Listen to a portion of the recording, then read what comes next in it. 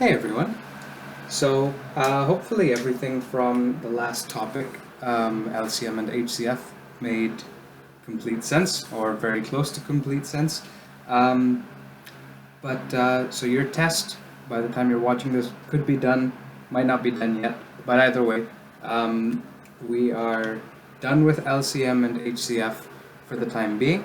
And when I say for the time being, I mean it's like we're not going to go back to using to sort of just doing LCM and HCF problems, but we're going to find that in the coming units that the things that we talked about in those units or in those two topics is going to come in handy um, because it's going to make the rest of our math easier in the coming units. So our next major topic, you could call this Unit 3 if you want, is going to be on fractions and decimals.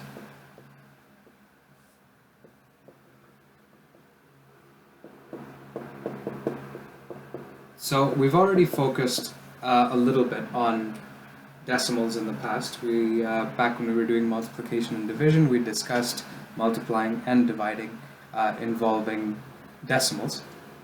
But now we're going to sort of switch gears. We're going to start talking about fractions, and then we'll go back to the decimal thing for converting between fractions and decimals. All right, so these two topics are related to one another, but since we've already done so much with decimals, we're not going to focus too much on it.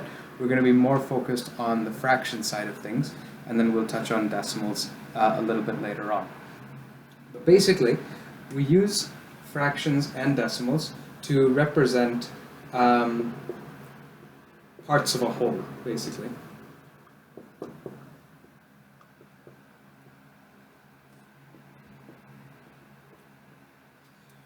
Right, so you guys will be familiar with fractions. You know, you'll see them anytime that you don't have a complete something. You know, if you've got a pizza, you've got 8 slices of a pizza, and some of them are missing, then the amount of pizza you have left, you could express it as a fraction, or you could express it as a decimal.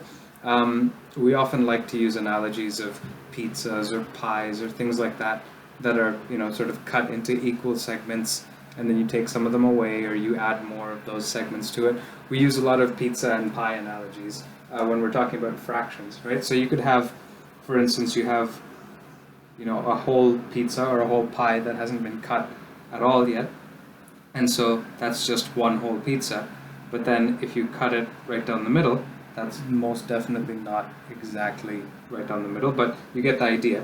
If you cut it down the middle, then each segment that you have there, each piece of the pizza represents one half of the pizza, right? And if you cut it in a slightly different way, then you get that each thing is 1/3 of the pizza, provided that they're all equal sizes, right? And you could keep going, you can extend that idea. Instead of having just halves, you can cut this into quarters, right? You could have where each thing is a quarter, or if you wanted, you could cut it again and you'd get eighths out of it, right?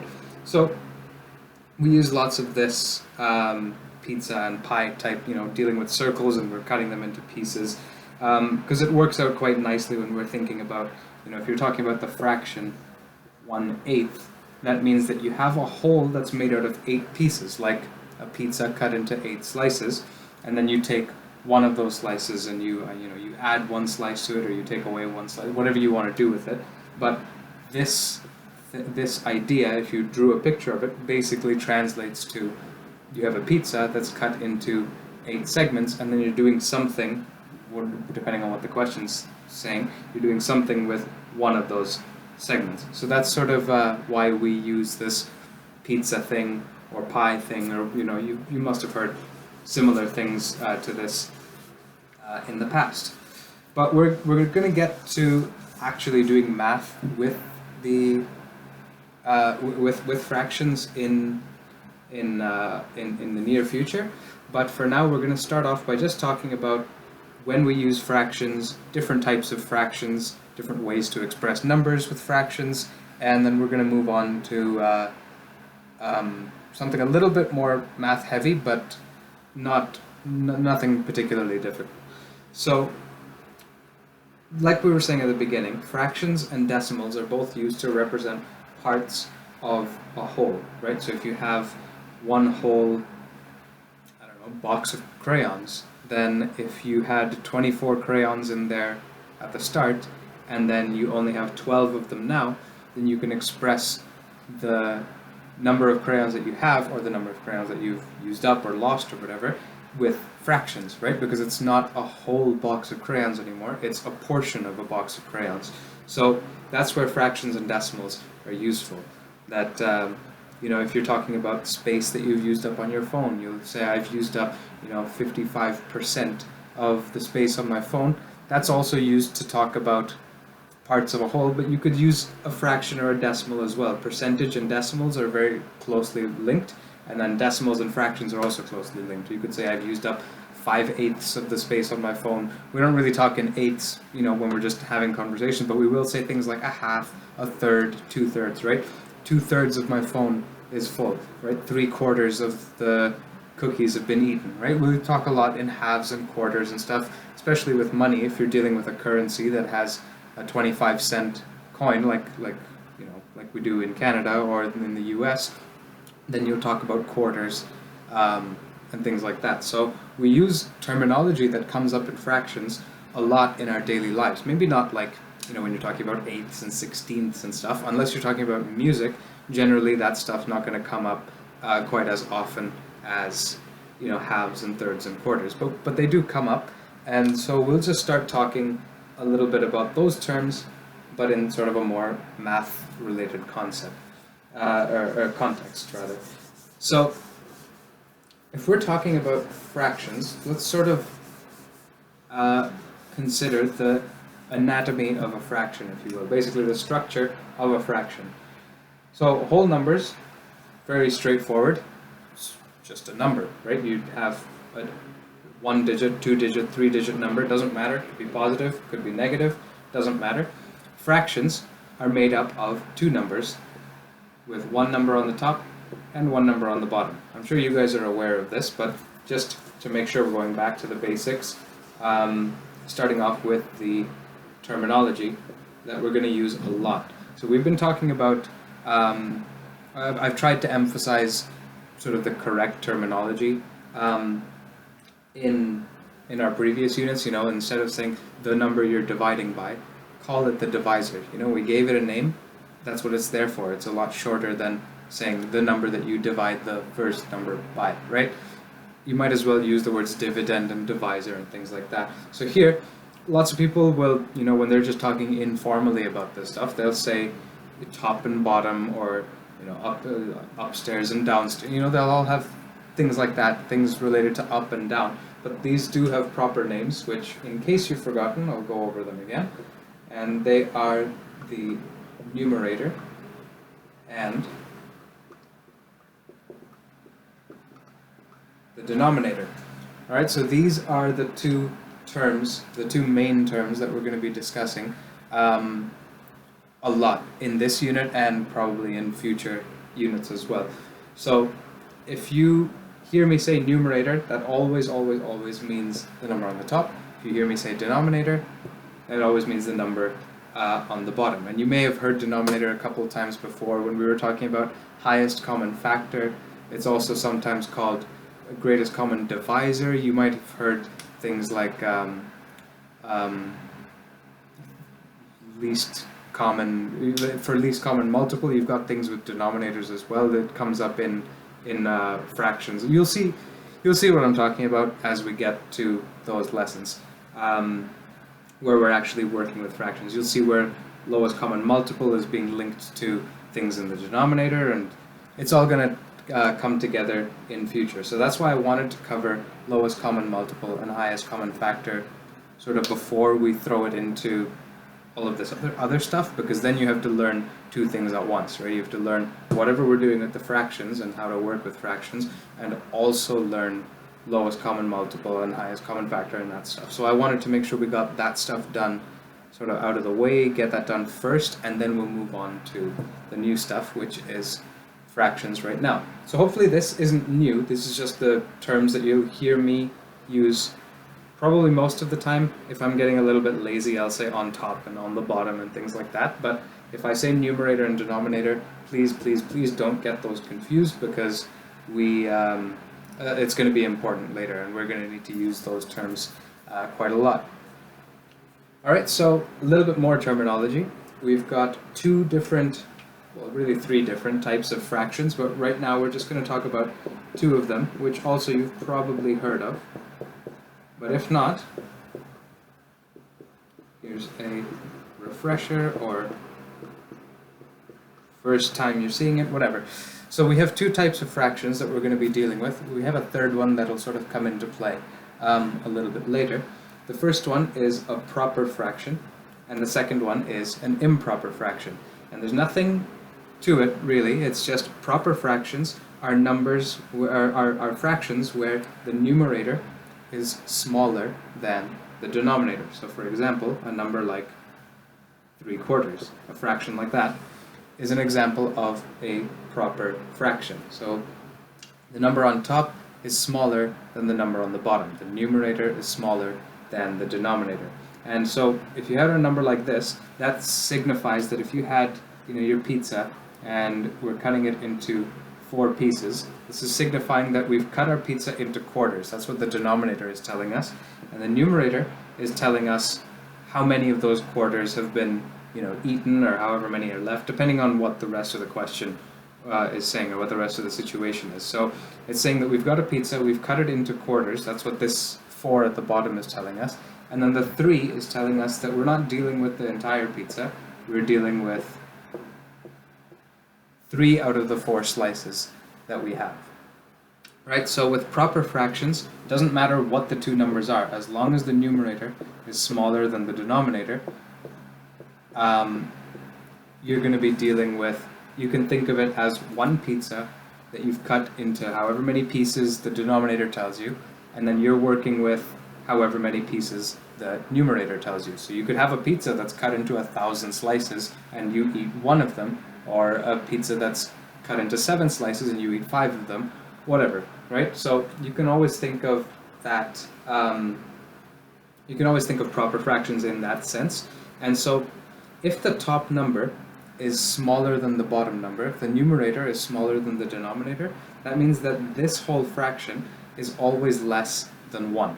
It's always less than a whole pizza, right? So if you have a pizza that's, if you say that the numerator is telling you how many slices you've eaten, and the denominator is telling you how many slices were there in the whole pizza, then if you had a pizza of 4 slices and you eat 3 of them, then that means you haven't eaten a whole pizza. You might have gotten close, but you haven't eaten the whole thing, right? You could cut your pizza into 7 slices and then you eat 5 of them. Again, you might have gotten close, but you didn't eat a whole pizza, right?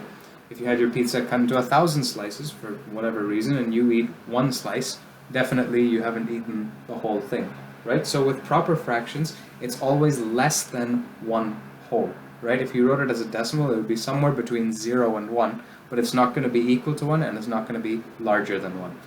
So that's something that's important to note about proper fractions. If the numerator is smaller than the denominator, which is what a proper fraction is, then you're dealing with a quantity that's smaller than 1, right? So if you're talking, you can think about it with pizzas or pies, or you could think about it with the box of crayons I was saying earlier. If you're proper fraction, if you have a proper fraction, you're dealing with something that's less than 1. Now, improper fractions are slightly different in that the numerator is larger than the denominator. So, for example, you could take one of these proper fractions and just flip it over, right? If you have something like 4/3, now you're dealing with a number where the numerator is larger than the denominator, right? So we've got something like 4/3 here. That's telling you that, all right, you have your pizza that's cut into thirds, let's say. Because that's what this denominator over here is telling us. This is telling us how many slices we cut the pizza into. So we've cut it into 3 slices, and it says, all right, you had 4 slices of pizza. where each slice was 1/3 of the pizza. It's like, okay, so that means I ate this slice over here, and this slice over here, and also this slice over here. So I've eaten a whole pizza there, but I've only considered 3 of the slices. But it says I ate 4. So I need to actually bring in a second pizza that's also cut into thirds. All the pizzas are going to be cut into the same number of slices. And then I also eat one more. So now this pizza is cut into thirds, so that's where that denominator of 3 comes from. This pizza is cut into thirds, that pizza is cut into thirds, but I've eaten 4 slices. And if you notice, we had to bring in a whole extra pizza to be able to do that, right? If you took it with 7/5, then that means that you had a pizza that was cut into 5 pieces, right? So you had something like this. You had a pizza that was cut into 5 pieces, and you ate 7 slices. You can't eat 7 slices out of only 5 slices of pizza, right? So you can eat slice number 1, slice number 2, slice number 3, slice number 4, slice number 5, but then you need to bring in an extra pizza that's cut also into 5 slices, and then you can have slices 6 and 7 out of that one. So with proper fractions, the number is always less than 1. With improper fractions, the number is always greater than 1. Alright, so the fraction that you're dealing with is always greater than 1. If you're trying to think of it with the pizza analogy, you always need at least one more pizza. You might need a lot more pizzas, right? If you take that last fraction that we have over there and you flip that one, 1,000 over 1, well, if you think about that one, then basically what that's saying is you ate, if we look back at this one, you said that, we said that you had your pizza that was cut into 3 slices. That's what this denominator is telling us.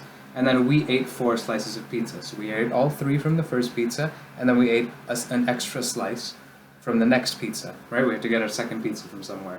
Now over here, we cut the pizza into 5 slices. We cut all the pizzas in the room into 5 slices, and you ate in total 7 slices of pizza, right? So let's say you had 10 pizzas in the room. They're all cut into 5 slices, and you ate 7 slices at this party or whatever. So you had 5 slices, maybe all from the same pizza, maybe not, doesn't matter. But then when you go home and someone says, how much did you eat? You'll say, I had more than a pizza, right? You ate 7 slices, but the pizzas were all cut into 5. So you know that if you ate 7/5 of a pizza, then you have eaten more than one whole pizza, right? But both of these examples only require one extra pizza, right? Both of these, 4/3 and 7/5, required us to draw one extra pizza, but not 2 extras, or 3 extras, or 4 extras, right? So this is larger than 1, but smaller than 2, smaller than 2 whole pizzas. Same with that one over there. But that's not always going to be the case. If you take this 1,000 over 1, for example, that's like saying you had a pizza that was cut into, well, back here we said the denominator tells you how many slices the pizza's cut into. So if it was cut into thirds, we'd draw in a few lines and we'd have the pizza cut into thirds. But we don't have that this time. We have that the pizza is cut into 1 slice, which means that we haven't actually cut it at all. That means that each slice of the pizza is the whole pizza. That's what this is telling you. If your denominator is 1, that's saying you haven't cut the pizza at all. Because if you think about it, if I cut the pizza once, I now have 2 segments. That would be 1/2 here and 1/2 there. That's not giving us a denominator of 1. So the only way to get a denominator of 1 with this pizza analogy is not to cut the pizza at all. But then it says that, okay, if you say that the entire pizza is a slice of pizza, it doesn't really make sense. Then it's saying that you ate 1,000 slices of pizza, where each slice was the entire pizza, because that's what the denominator 1 is telling us, right? If it was 1,000 over 3, then that would mean that we had 1,000 thirds of a pizza, right? That each pizza was cut into thirds like this, and we ate 1, 2, 3, 4, 5, 6, 7, 8, 9, all the way up until we got to 1,000 slices. But with a denominator of 1, that's telling us that we have eaten this entire pizza is just numbered 1. That's slice number 1, slice number 2, slice number 3, and we go all the way up until we hit slice number 1000. So you'll notice that if it was 1000 over something else, if it was 1000 over 2, then you'd get that, okay, from each pizza I have 2 slices, right? I get slice 1, slice 2, and then from the next one I get slice 3, slice 4, and I get slice 5, slice 6, right? And I can keep going with that. And if I count up all the pizzas where I finally get to slice 999 and slice 1000, if you go back and count all the pizzas you ate, you'll get that you ate 500 pizzas, because this thing over here is basically just a division question. The numerator divided by the denominator is basically what we're expressing as a fraction here.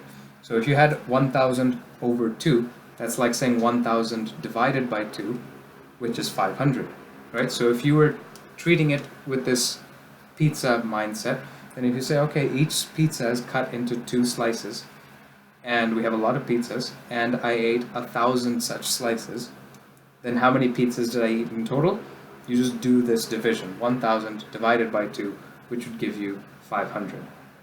Right, so that's telling us that if our denominator was 2, you're going to get that you had some number of pizzas. That's not necessarily going to be the number on top or the number on the bottom.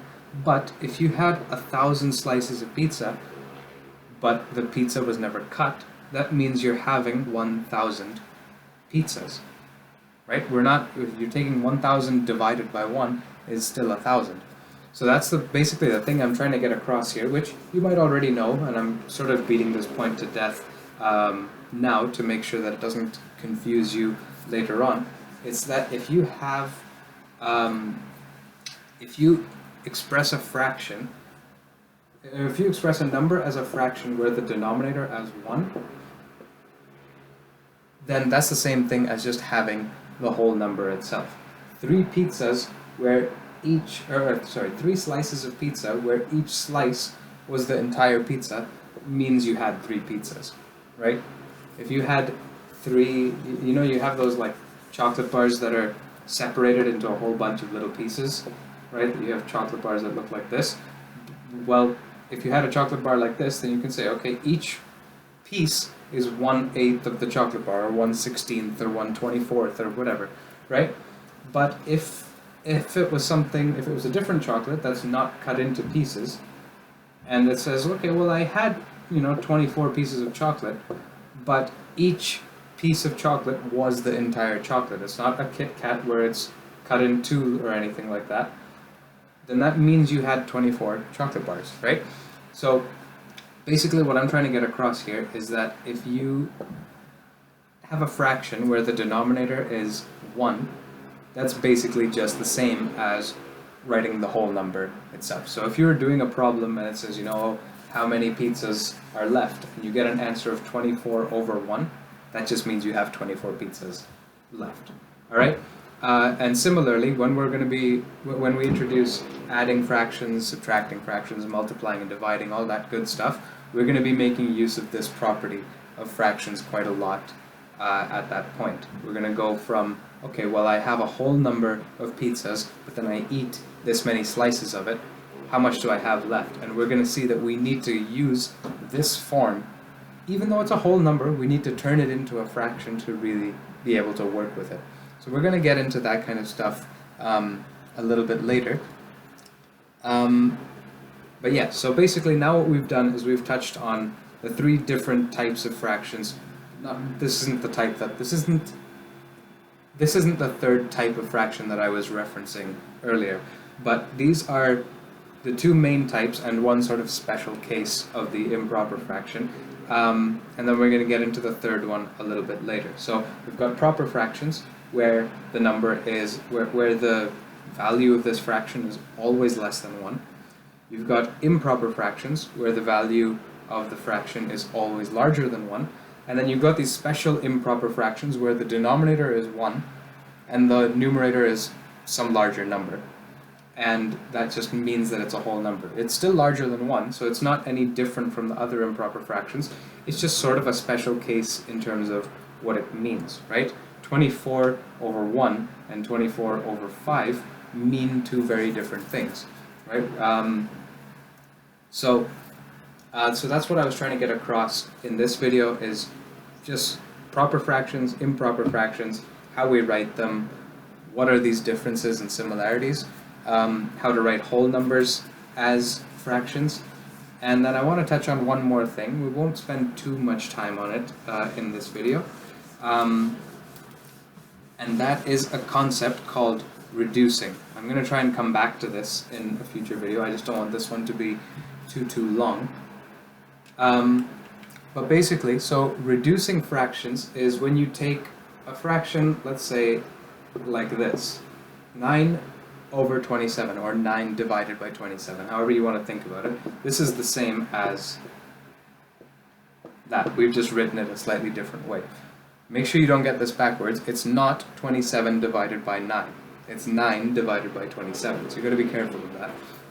But basically what we've got here is, if I wanted to say, if you had, let's go back to the pizza thing. If you had a pizza that was cut into 27 slices for some reason, just one enormous pizza that's been cut into 27 slices, and you ate 9 27ths of the pizza, that you had your pizza,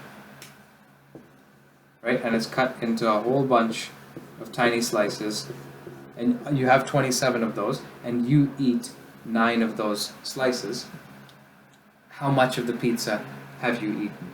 That's basically the question that we're asking here. So, you could say, I've eaten 9 27ths of the pizza. You're not wrong, right? If the pizza's cut into 27 slices, and you ate 9 out of those 27 slices, then you're not wrong if you say, yes, I ate 9 27ths of the pizza. But you can express that number in a simpler way, right? If you can write this number in a simpler way, and the way you do that is basically you look at the numerator, you look at the denominator, and you ask yourself, is there any number that I can divide both of these by and still wind up with a whole number as my answer? We don't like having decimals in our fractions, or fractions inside of larger fractions, so we want to ideally divide 9 by some number and 27 by the same number and get whole numbers as the answer. So basically the way that works is, in this case, 9, you can divide both of these numbers by 9 in this case. It's important that you're dividing them by the same thing. If you look at 9, it's like, oh, that's divisible by 1 and 3 and 9, so I'm just going to go ahead and do that. You need to check that both the numerator and the denominator can both be divided by the same thing. It's no good if you're sitting here with the 27 at the bottom and you're saying, oh, 27 is divisible by 27. Yeah, but 9 isn't. So that's not helpful to us, right? Or if you were dealing with slightly different numbers, if you had a 28 down here, then it's not useful to you that, oh, 9 is divisible by 3. Yeah, but 28 isn't. So that's not useful to us. So that's why you have to be careful that if you spot, oh, the numerator is divisible by this, don't just go ahead and do it. The numerator, if it's an even number, don't just blindly divide it by 2, because maybe the denominator is an odd number, and you can't divide that one by 2. So you have to make sure you're dividing both of them by the same number. Right, so in this case, if you divide both of them, and you ideally want to get whole numbers as your answer, that's why we do this. Because if we get fractions and decimals in our final answer over here, that just complicates life. But if we wanted to express this more simply, somebody says, how much of the pizza did you eat? And you tell them 9 27ths, and they're like, that doesn't really give me an idea of how much pizza you ate. They didn't want to do the math, they didn't want to visualize it in their head, they didn't want to draw a picture and see, okay, you had this much of the pizza. They want you to give them a simpler answer. So what you do is you reduce this fraction. That's what we call this. We call this reducing fractions. And basically, what you do is you take both of those numbers, divide them by the same quantity. Sometimes it'll be the same as one of the numbers. Sometimes it'll be something else. You could have divided both of these by 3, and that would still be reducing it. But then you just go and you calculate on the top this number, your numerator, divided by the number that you chose, and the denominator divided by the number that you chose. So if we want to fill in this numerator over here, we get 9 divided by 9 equals 1, so that's going to go up top. And then on the bottom we have 27 divided by 9, which is 3. Right? So basically we did a little division problem up here, and we did a little division problem down there in the grander context of reducing our fraction from 9 over 27 to 1/3. Okay, so without actually having a problem, like a word problem, or any sort of context to it, this bit might seem kind of pointless, this whole reducing fractions to smaller numbers. It's like, well, yeah, it gives us a smaller answer, but it's so much effort just to be able to write numbers that maybe look a little bit nicer or whatever. It's kind of pointless up until you start using it to add fractions, subtract fractions, multiply fractions, divide fractions, do word problems with fractions, explain concepts to people using fractions. People like talking in terms of halves and quarters and thirds and fifths and eighths, but nobody likes talking. It's like, oh, I had 4 34ths of the pie. Smaller numbers, right? We don't like working with some weird numbers in our fractions. They also get hard to say, right? We're fine with half and third and quarter because we say those all the time. Nobody wants to say I had 115 116ths of a pie, right? We don't say those kinds of things regularly. So right now, there doesn't look like there's any justification to it. You guys have probably covered this stuff reasonably extensively in the past, so I'm sure you know where we're going with this and why this is useful, but we're going to get there in the near future with why reducing fractions in this way is so important. So what I'm actually going to do is I'm going to stop this one here. We've talked a little bit about proper fractions, we talked about improper fractions, we talked about whole numbers. We've gone through one example of reducing. I will do more with reducing in the near future. I was actually going to continue with more examples of that, but I don't want this to get too long. Honestly, I was expecting I was worried that this was going to be too short, but you guys know how much I ramble on. So we'll call it a day with this one here. In the next lesson, we'll do a little bit more with reducing, and then we'll bring in the third type of fraction that we're going to be dealing with, which is called a mixed number. So I'll just show you. Once again, we had proper from before, we had improper from before, and then we have mixed numbers or mixed fractions. So proper numbers are those where the numerator is smaller than the denominator. Improper fractions are those where the numerator is larger than the denominator. And then mixed fractions are closely linked to improper fractions, because improper fractions represent quantities that are bigger than 1. So if you had this improper fraction, well, we had one whole pizza and then some leftover bit. Right, when we were talking about the 4 slices of pizza, where each slice is 1/3 of the pizza, you had more than one pizza. So we would write a mixed number, or a mixed fraction, with a big 1 as a whole number, and then a little fraction beside it. And so basically a mixed number is a different way of writing an improper fraction. It's where you take that improper fraction and you ask yourself, okay, if I had 800 slices of pizza, where each slice was 1/200th of the pizza, how many entire pizzas did I have? And so you would write that as your whole number out front, is how many entire pizzas you had. And then the fraction over there on the side is for anything that was left over, right? If you had more than one pizza, but less than 2, like with this 4/3 over here, you had more than one pizza, but less than 2. So you had one entire pizza, and then a little bit extra, a little bit of change extra that we add on, and we express that as a fraction as well. And so we just stick those two together, the total number, like the number of whole entire pizzas that we ate, and the number of segments, portions of a pizza that we ate. And so with a mixed number, you're always going to have a big whole number out front, and then a proper fraction beside it. If this was an improper fraction, we'll get to the details of it later, but if this was an improper fraction, basically you've written your mixed number wrong. So yeah, so this is just a brief rundown. We talked about proper fractions today, we talked about improper fractions today, and in the next video we will be talking about mixed numbers and then how to convert from improper fractions to mixed numbers and vice versa. So hopefully that's a relatively straightforward intro to fractions. I did jump around a little bit. It's a little bit late, so forgive me for that. But yeah, so we've talked about proper fractions and improper fractions. Next up is mixed numbers, and then we'll get into the nitty-gritty details of working with fractions not long after that, adding them, subtracting them, where all of the LCM, HCF stuff came into play. We'll do more with reducing fractions. All that good stuff is on its way.